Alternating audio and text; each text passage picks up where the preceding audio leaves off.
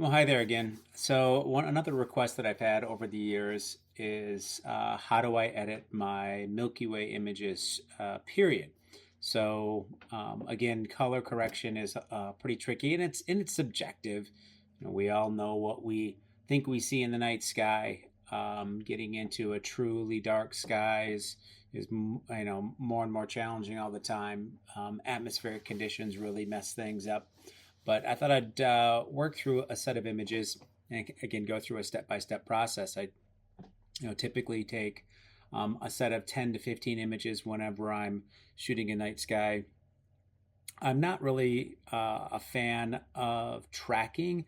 I've done it and I like the results, but I tend to be more spontaneous when it comes to setting up for Milky Way shot. I have a hard time getting out and dedicating a whole night to one image. I'd like to mature into that at some point, but for now, I tend to find multiple compositions in a night and then make a stack of images of each of the compositions. Again, also while typically running a time lapse at the same time to get a couple of perspectives that way.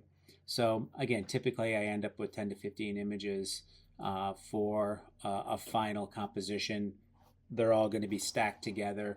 This helps clean the images up. I use Starry Landscape Stacker, so I'll walk through that. I'll walk through that process with you all as well, if time allows this morning. So, but here are 10 images that I captured this summer. Again, kind of my go-to settings. I was using the 24 millimeter lens here again, ISO 6400, 8-second exposure, wide open at f1.4. This was on a Sony a7 IV. And again, if I zoom into those images a little bit, there's some grain there. There's a few aberrations. There's some, it's not a perfect lens, but there's nice color. I mean, these stars, create a real nice pattern. Looks like I'm exporting a time-lapse stack there, so that's taken a little bit of time. But yeah, there's good nebulosity here. There was some cloud cover. There was some movement of clouds. The nice thing about Starry Landscape Stacker is that it'll mitigate a lot of that. But you can see these stars are kind of highlighted because of the added humidity. But again, here's this nice look at the core, and you can easily see the Dark Horse Nebula there, and then the main colors of the Scorpius constellation there. So as I said, this was up in Wyoming, up in the Medicine Bow. And as always, I go ahead and start with the same basic. Now, I might go to a different color profile on a final image here. I might actually use the landscape, Adobe's landscape. It just gives everything over in the image a little bit more punch.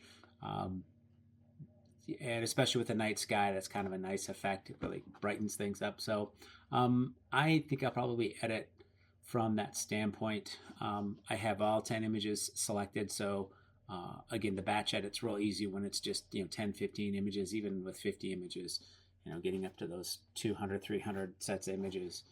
This batch is 650. Took a lot of effort. So anyway, go back to the basics here. I'm going to increase both vibrance and saturation the way that I can. You can see lots of, again, very humid night that night. So, the clouds really played an effect. I'm really going to bring those colors down, the blues down. I'm going to settle it. I think I'll settle there for now and just kind of see how it plays out again with the last image that we did. The last set that we did, it really changed things up dramatically. We didn't end up keeping that final. Let's just try these two. Let's try tint at +20 and our temperature at 455. Again, most clear nights, the white balance is around 3,800 Kelvin, but obviously with what was going on this particular night, it's a little warmer. Because again, I'm pretty happy with how neutral that looks. We're getting a lot of ambient light from down in Colorado. So I'm shooting south. We're looking at like areas around Rocky Mountain National Park and Estes Park. Actually, yeah, it's probably closer to Estes Park. That's probably Rocky Mountain National Park right there. And then this is just some of the area in northern Wyoming. There might even be there's a tall fire station down here that's up. That's by Red Feather Lakes. So got a base color anyway. Go ahead and start working on some contrast. Drop that down to a -25 again. I like to induce contrast using the tone curve inversely. I've just been pretty happy with that process and what results I get. I don't know if there's anything scientific behind it, but it works for me. I'm going to bring up my vibrance because I know ultimately whatever I do, I want to keep that in check. Now, I discovered something yesterday while working on this other big stack of images, that big batch, that my clarity, this lens, or actually it was on my A7S3, that sensor tends to get a lot of fringing. Noise pattern picks up in the corners quite a bit. And I really noticed it with my clarity slider. So I ended up dropping my clarity slider down, and that reduced a lot of the noise that was coming up out of the shadows in that set of images. Same lens, it was the 24-14, but it was the A7S3. A difference in that one though is I had shot that whole series at 1000 ISO because those Sony sensors are invariant. There's lots of articles about this out in the out on the on the interweb, on the internet, and the Sony sensors can typically be shot at a pretty low ISO and then brought up for brightness in post. I typically just still stick with my higher ISO, 6400. I'm pretty happy with how clean the image is at that point. So, but that was really interesting for me. So, I have not paid attention to that, and then finally yesterday was kind of experimenting, and I tried to induce some. It was a lot of vignetting, so I tried to reduce the vignetting, and that didn't really correct it, and it didn't get corrected until I dropped the clarity down. So it might be something to pay attention to. And again, I think it really highlights the most important element is just really pay attention to what you're editing. Just really pay attention to all the moves. Don't get so robotic that everything is the same. And that's something that I'm saying to myself as well. So we'll see. I'm going to bring up my shadows because the foreground, nice rocky foreground. So there's some detail here that's kind of interesting. Bring up my whites a little bit, see if that globally cleans things up. Pop that shadow a little bit more. Kind of liking how the tone is sticking. I'm going to bring my blacks up a little bit here. Again, option and using the different color sliders, you can see where things are pure black or blown out. Your highlights are blown out. I'm going to leave that there. Let's play with that clarity and see what that does. Again, bring it all the way up. It gets real crunchy, really looks artificial. And again, I'm not a huge, I tend not to take sliders, tend not to use big steps with sliders. I tend to be pretty conservative. Let's go ahead and drop our dehaze. Again, for me, that lightens an image up.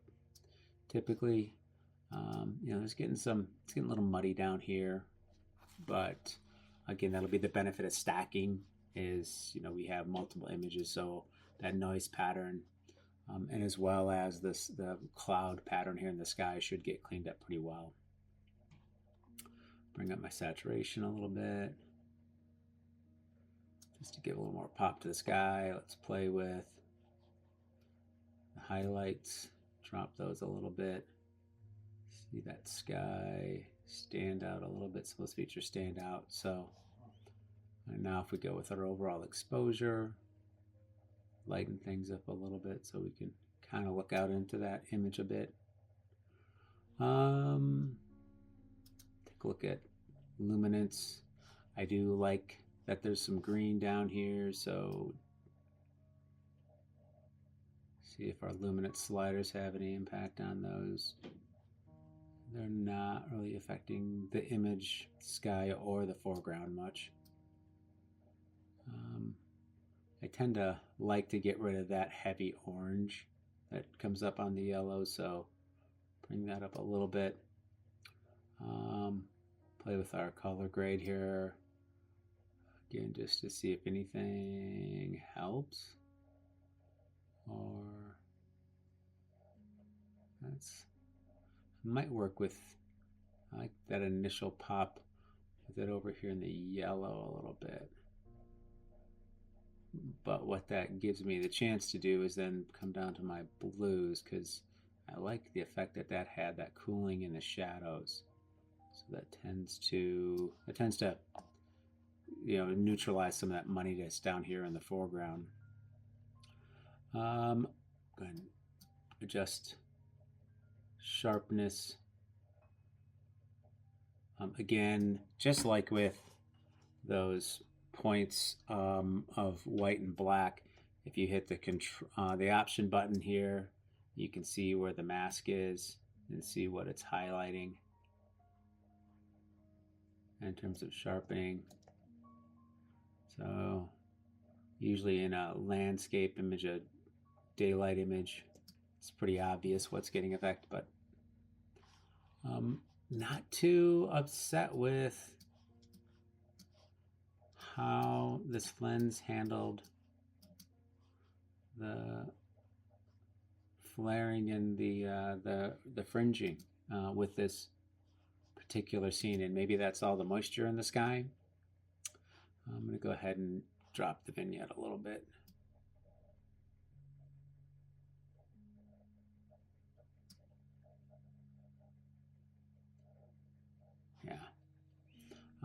And come down to our color calibration. Again, I'm going to reduce the tint a bit down into the green. See, I like how that green pops, but again, it doesn't seem to affect the sky that much. So if I go too much, it really takes the sky green. So just -5 on that. Play around with our primary red. What's going on with that? Again, that tends to have a little effect on the shadow there. So maybe just a 10 or so. Primary green. And it's interesting with these, with the calibration, sometimes they work opposite. Drop the red, raise the green, drop the blue. In this case, it's dropping both the blue and the green. Let's see what our primary blue wants to do. See if that brings anything out. No. Maybe a little bit. Again, I've got that color grading pretty well dialed in. Let's tweak our highlights. See if anything stands out. Kind of like that, just neutral. Play with my whites one more time. Just bump it up to 45. Drop my overall exposure. See if I can get a little more contrast. Again, just subtle. I'm not huge movement either way. Drop the texture a little bit, because again, already got a lot of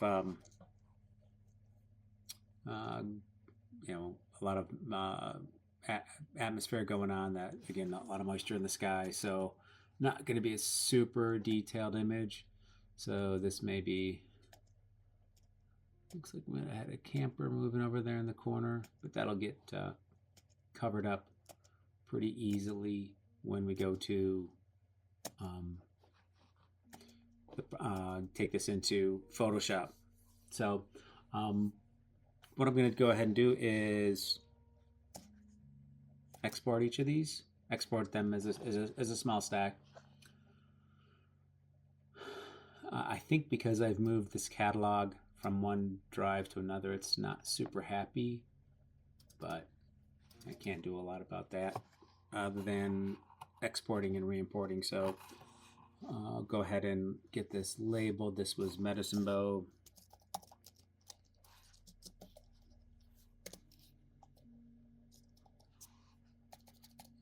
This was actually in the Libby flat. It was July. I had to run up there and shoot some wildflowers. That second week of July. Yeah. So that'll be the subfolder. It's not necessary. I don't really worry about this part of the convention, you know, renaming these images in a stack because it is so small. Starry Landscape doesn't really get bothered by that. If I were to try to run that through the other image maker that I have, the Star Stacks, can make a little bit of difference, but not always. So again, let's find where those images were originally. I tend to stick them back in their raw folder from when they were imported. So again, I have, you know, pretty, in my mind, a pretty succinct file structure here. So actually, it's probably under travel. Medicine Bow. Nope, it's right there. So got quite a few images that night of different compositions. And I've already put together some stacks. In fact, that's what kind of inspired this. So choose there, go ahead and export it. And again, this won't take an awful lot of time because it's just the 10 images. Let's see what Lightroom wants to do. Yeah, nice. Nice and quick. So now again, I'm going to go ahead and open up Starry Landscape Stacker and take you through that dialog box and process. Everything's set there nice and conveniently. Control or Command A because I want to import all 10. And then this process is really simple. I should get into the lights and dark frames. I don't. I shoot everything light.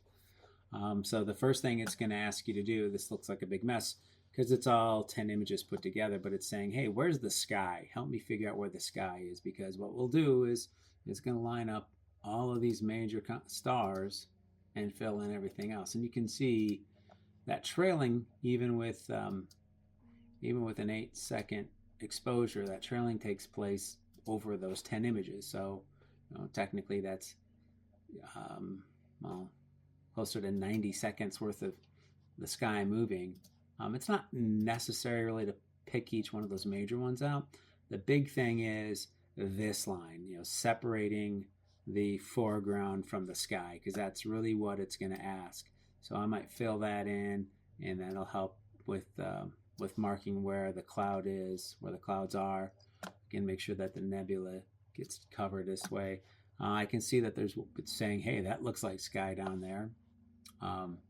So we've got some options here about how to add and remove things. So I'm going to go up here and select the erase, pop that out. It doesn't look like anything else. Those are actually lights from, as I said, town not that far away. So let's make sure that it's not thinking that sky.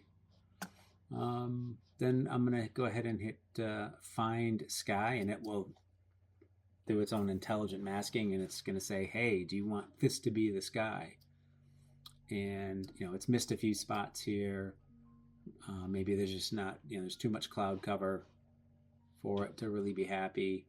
I'm probably going to remove some of the stuff that's covering clouds here, give it a bit of a fighting chance to develop itself. How does that look? That's not bad. Again, this is not maybe a great image to be using, but the process is what's important. go ahead and align and composite. Give it a few seconds to do its work.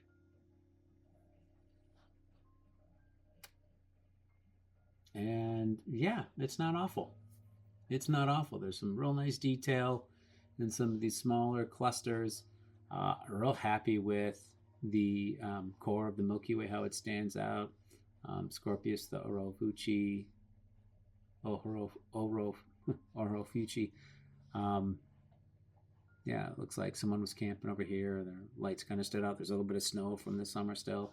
So overall, a nice clean image. Going to go ahead and save it. It's going to drop it back into that original folder that it was in.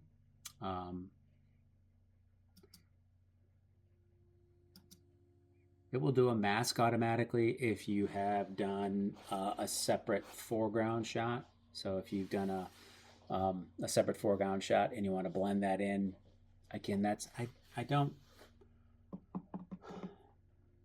Photography for me it's mental health. It's a hobby for me. I used to be a runner, and I started running really, really young, like when I was 12, and my knees aren't so happy anymore. So even long hikes, I get quite a bit of pain in my knees. So this photography thing is me staying out in nature, and so I don't have to be. I have to be happy with the results. Is what I have to be. So let's bring this back into Lightroom. Normally, when I'm setting up images, I like to go ahead and give myself a place to work with those images. So I've got this whole collection here of Milky Way, and with each side, inside each collection, there's that sub collection of the when I went out that particular night. So I've got my medicine bow images. If I want to do editing on it, what I will do is I'll make a collection inside that collection set. So Control, create a collection. It's going to be inside the Milky Way collection set. And this will be, I'm going to title this Medicine Bow Edits. So I know that any of these images that I've already stacked, that I've already got set aside, that I've run through Starry Landscape Stacker, I can go ahead and then have a place to edit them that's not just the collection that they were originally brought into. So now I need to go get that image. I'm going to go ahead and import it. And again, I got a few flags on my catalog because I migrated it. I don't think it's real happy with that, but that's how it goes. So you can see I went ahead and I've made stacks for a lot of images that I haven't played with yet. Ran out of time, just got busy with summer travel. Spent a couple of weeks on the road this summer on the motorcycle, so really just tried to decompress from a lot of stuff. So here's my night sky collection. Here's my Milky Way collection set. And again, here's that medicine bow edits. I've only got the one image selected, so we're not going to overwhelm ourselves. That gets brought in quite quickly. Again, looking at the histogram there, things look nice and neutral. Maybe I'll cool the image off a little bit.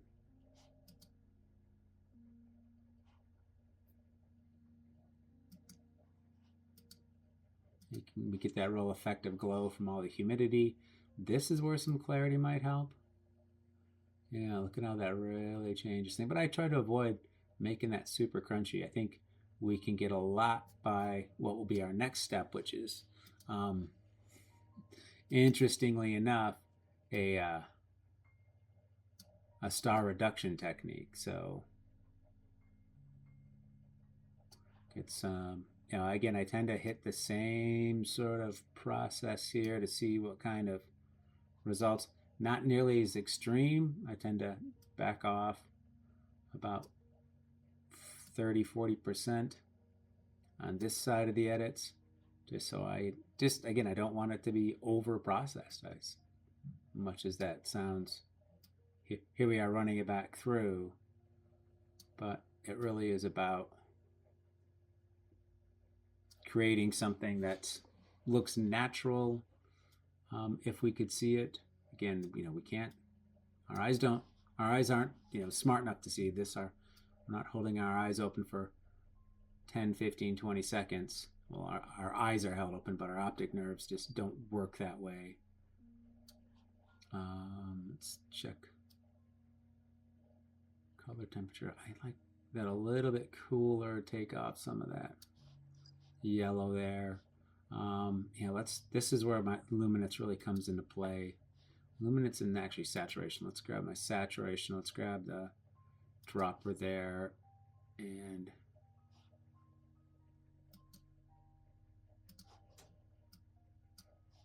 what are we doing? Sorry, I turned the dropper off. Let's bring that down a little bit. Take it back up. See what effect that has. Drop it back down. See, I don't want to take it out too much. Although, in reality, that's probably what the night sky. It's closer to what the night sky looks like. Let's go back to our luminance. See about adding some luminance back in or reducing it a bit more.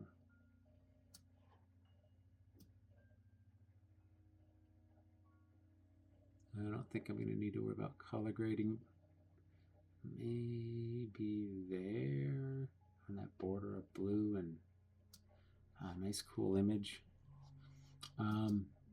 Yeah. Again, it's not super crisp because there's a lot of haze there. There was a lot of haze that night. I mean, as evident by these clouds that were moving through. But I overall like how this looks. Now, I haven't messed with this yet because I can't decide if this is. I'm going to bring that horizon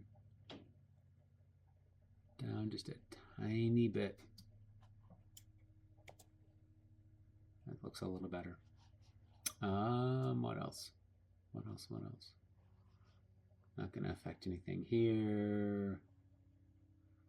Let's look at our calibration. Nope. Leave that neutral.